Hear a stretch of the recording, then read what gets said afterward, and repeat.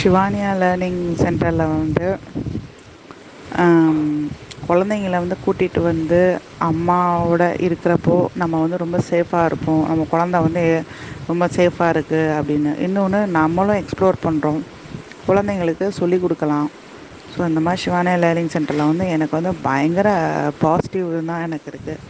இன்னொன்று குழந்தையோட நம்மளும் என்கேஜ் ஆகும்போது அவங்களோட க்ரியேட்டிவிட்டியை பார்த்து நமக்கும் ஒரு ஹாப்பினஸ் உண்டாகும்.